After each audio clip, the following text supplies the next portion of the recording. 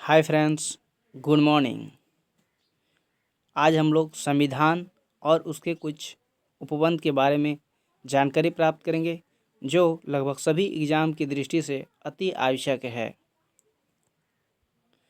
इसीलिए friends, video को आप लोग ध्यान से देखिएगा, ईयरफोन लगा कर देखिएगा और हो सके तो बार बार देखिएगा, जिससे आपको सारे अनुच्छेद और उससे संबंधित उपबंध याद हो जाएं। चलिए फ्रेंड्स, स्टार्ट करते हैं। पहला अनुच्छेद है अनुच्छेद 5 से लेकर 11। अनुच्छेद 5 से लेकर 11 में नागरिकता से संबंधित अधिकार प्रदान किए गए हैं। हम लोग सभी भारत के नागरिक हैं और भारत के सभी नागरिकों को जो अधिकार प्रदान किया गया है उसके बारे में अनुच्छेद 5 से लेकर 11 में जिक्र किया गया है। नेक्स्ट अनुच्छेद देखते हैं, अनुच्छेद 17। इसमें छुआछूत का अंत है। अनुच्छेद 17 में यह बताया गया है कि छुआछूत का अंत हो गया है। यदि कोई व्यक्ति छुआछूत करता है तो उसके खिलाफ कानूनी कार्रवाई की जाएगी। नेक्स्ट अनुच्छेद 17। अनुच्छेद 17 इसके अंतर्गत अभिव्यक्ति की स्वतंत्रता प्रदान की गई है। इसमें यह बताया गया है कि कोई भी व्यक्ति कुछ भी बोलकर, लिखकर, ट्विटर में ट्वीट करके अपनी भावना को व्यक्त कर सकते हैं, अर्थात इसमें भाषण की स्वतंत्रता प्रदान की गई है। नेक्स्ट अनुच्छेद 21। इसमें किसी भी व्यक्ति को गरिमापूर्ण जीवन जीने की स्वतंत्रता प्रदान की गई है। अनुच्छेद 21 में यह कहा गया है कि भारत के प्रत्येक नागरिक को गरिमापूर्ण जीवन जीने की पूर्ण अधिकार है। यदि उसके अधिकार का किसी ने हनन किया या किसी ने हनन करने की कोशिश की तो उसके खिलाफ वो व्यक्ति मुकदमा दायर कर सकता है। नेक्स्ट अनुच्छेद 21। अनुच्छेद 21A। अनुच्छेद 21A में शिक्षा का अधिकार दिया गया है। इसमें यह बताया गया है कि भारत के प्रत्येक नागरिक को, चाहे वो स्त्री हो या पुरुष हो, सभी को समान शिक्षा पाने का अधिकार है। और हाल ही में न्यू एजुकेशन पॉलिसी आई है। नेक्स्ट अनुच्छेद 25 से लेकर 28। अनुच्छेद 25 से लेकर 28 में धार्मिक स्वतंत्रता का अधिकार दिया गया है। इसमें यह बताया गया है कि सभी व्यक्ति को अपना अपना धर्म स्वीकार करने की अनुमति है। कोई भी व्यक्ति चाहे कोई भी धर्म को मान सकता है, चाहे हिंदू हो, चाहे मुस्लिम हो, चाहे सिख हो। नेक्स्ट अनुच्छेद 32। अनुच्छेद 32 में संवैधानिक उपचार का अधिकार प्रदान किया गया है। इसके अंतर्गत यह बताया गया है यदि किसी के मानव अधिकार का उल्लंघन होता है तो वो सुप्रीम कोर्ट में मुकदमा दायर कर सकता है, अनुच्छेद 32 के तहत। नेक्स्ट अनुच्छेद 40। अनुच्छेद 40 में ग्राम पंचायत का गठन की बात कही गई है। इसमें यह कहा गया है कि भारत का ग्राम पंचायत भी होगा। नेक्स्ट अनुच्छेद 51। इसमें अंतर्राष्ट्रीय शक्ति की चर्चा की गई है। इसमें यह बताया गया है कि जो हमारे देश के प्रधानमंत्री होंगे उसके पास अंतर्राष्ट्रीय शक्ति होगी। इसके तहत वो देश के साथ अच्छा से वार्तालाप कर सकते हैं और अपने देश से दूसरे देश के संबंधों को बेहतर रख सकते हैं। नेक्स्ट अनुच्छेद 51A। अनुच्छेद 51A के तहत मूल कर्तव्यों का वर्णन किया गया है। इसमें भारत के नागरिकों को कुछ मूल कर्तव्य दिए गए हैं। उसी मूल कर्तव्यों का भारत के सभी नागरिकों को पालन करना होता है। जैसे यदि आप कहीं चल रहे हैं और आपको राष्ट्रीय गान सुनाई पड़ जाती है तो आप जिस मुद्रा में है, जैसे सावधान की मुद्रा में है तो सावधान की मुद्रा में, और यदि विश्राम की मुद्रा में है तो विश्राम की मुद्रा में वहीं पर और उसी अवस्था में खड़े हो जाइएगा।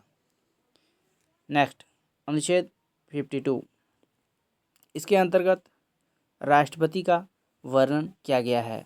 इसमें बताया गया है कि भारत का एक राष्ट्रपति होगा और राष्ट्रपति के लिए एक कार्यपालिका होगी। इसका वर्णन अनुच्छेद 53 में किया गया है। कार्यपालिका की शक्ति का वर्णन अनुच्छेद 53 में किया गया है। नेक्स्ट, अनुच्छेद 54, इसमें राष्ट्रपति के चुनाव के बारे में बताया गया है। नेक्स्ट, अनुच्छेद 61, अनुच्छेद 61 में राष्ट्रपति के महाभियोग के बारे में बताया गया है। इसमें ये बताया गया है कि राष्ट्रपति को पद से हटाने के लिए महाभियोग लगाया जाता है। महाभियोग अर्थात आरोप। राष्ट्रपति को पद से महाभियोग के द्वारा ही हटाया जा सकता है। नेक्स्ट, अनुच्छेद 72, इसमें राष्ट्रपति के पास क्षमादान की शक्ति दी गई है, अर्थात राष्ट्रपति के पास क्षमादान की शक्ति का वर्णन किया गया है। नेक्स्ट, अनुच्छेद 74, अनुच्छेद 74 में राष्ट्रपति को सलाह देने के लिए एक मंत्री परिषद का गठन होगा, ऐसा बताया गया है। इसमें बताया गया है कि राष्ट्रपति को सलाह देने के लिए एक मंत्री परिषद होगी और उसका हेड कौन होंगे, तो मंत्री परिषद के हेड पीएम होंगे, प्रधानमंत्री। नेक्स्ट, अनुच्छेद 76, अनुच्छेद 76, इसमें महान्यायवादी का जिक्र किया गया है। इसमें बताया गया है कि भारत के महान्यायवादी अर्थात अटॉर्नी जनरल होंगे और उसका एक पद होगा। अटॉर्नी जनरल को भारत का सर्वोच्च वकील का दर्जा दिया जाता है। इसको याद कैसे रखेंगे? आप याद रख सकते हैं, एक पत्नी ने अपने पति से कहा कि क्या करे छे, तो पति ने पत्नी से कहा छित्तर पड़ेंगे छित्तर। छित्तर से याद रखिएगा 76 और के से याद रखिएगा के वेणुगोपाल। ओके, तो भारत के वर्तमान अटॉर्नी जनरल के वेणुगोपाल है। नेक्स्ट देखते हैं फ्रेंड्स, अनुच्छेद 79, अनुच्छेद 79 में संसद का वर्णन किया गया है। अनुच्छेद 80, इसमें राज्यसभा का वर्णन किया गया है। अनुच्छेद 81, इसमें लोकसभा का वर्णन किया गया है। याद कैसे रखेंगे? तो आप सरला याद रख लीजिएगा। 100 से संसद, र से राज्यसभा और ल से लोकसभा। संसद, राज्यसभा, लोकसभा, सरला। इससे आप याद रख पाएंगे 79, 80 और 81। नेक्स्ट, 108, 108, इसमें संयुक्त बैठक का वर्णन किया गया है। नेक्स्ट देखते हैं 110, इसमें वित्त विधेयक या धन विधेयक या मनी बिल का जिक्र किया गया है। नेक्स्ट देखते हैं अनुच्छेद 112, अनुच्छेद 112 में वार्षिक वित्तीय विवरण या बजट का जिक्र किया गया है। वार्षिक वित्तीय विवरण या बजट, अनुच्छेद 112। नेक्स्ट, अनुच्छेद 123, इसमें अध्यादेश की शक्ति का वर्णन किया गया है। नेक्स्ट देखते हैं फ्रेंड, अनुच्छेद 124, अनुच्छेद 124 में सुप्रीम कोर्ट का जिक्र किया गया है। बताया गया है कि भारत में न्यायपालिका होंगी। न्यायपालिका में कौन होंगे? तो एक सुप्रीम कोर्ट होंगी। नेक्स्ट, सॉरी फ्रेंड, यहाँ पर 148 होगा, आप लोग करेक्ट कर लीजिएगा।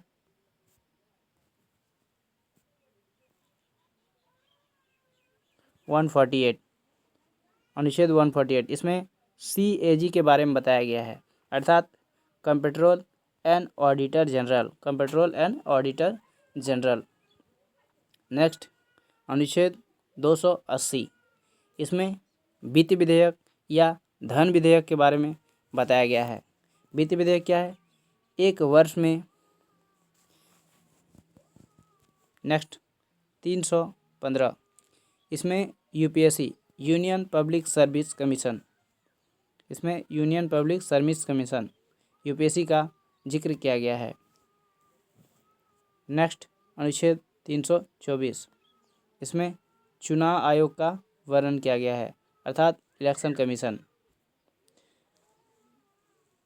इलेक्शन कमीशन क्या काम करते हैं फ्रेंड्स?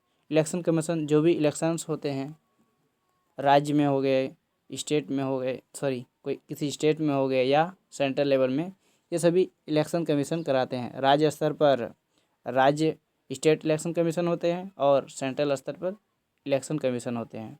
नेक्स्ट अनुच्छेद 352, इसके अंतर्गत राष्ट्रीय आपातकाल की घोषणा की जाती है। राष्ट्रपति के पास राष्ट्रीय आपातकाल घोषणा करने की शक्ति होती है।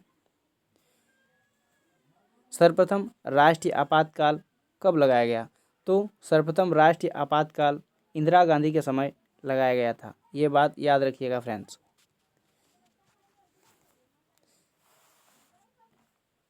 ये 25 जून 1975 से लेकर 21 मार्च 1977 तक, लगभग 21 महीनों तक ये राष्ट्रीय आपातकाल लगाया गया था।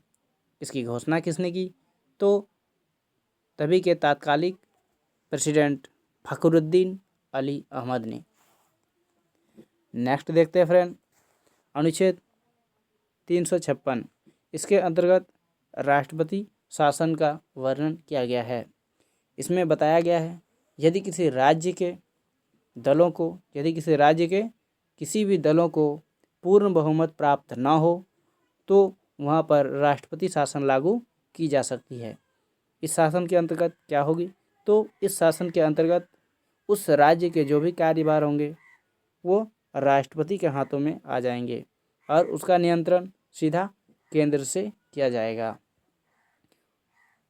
और कुछ महत्वपूर्ण शक्तियाँ उस राज्य के राज्यपाल को दी जाएगी जो वहाँ के शासन चलाने के लिए उपयुक्त होगी।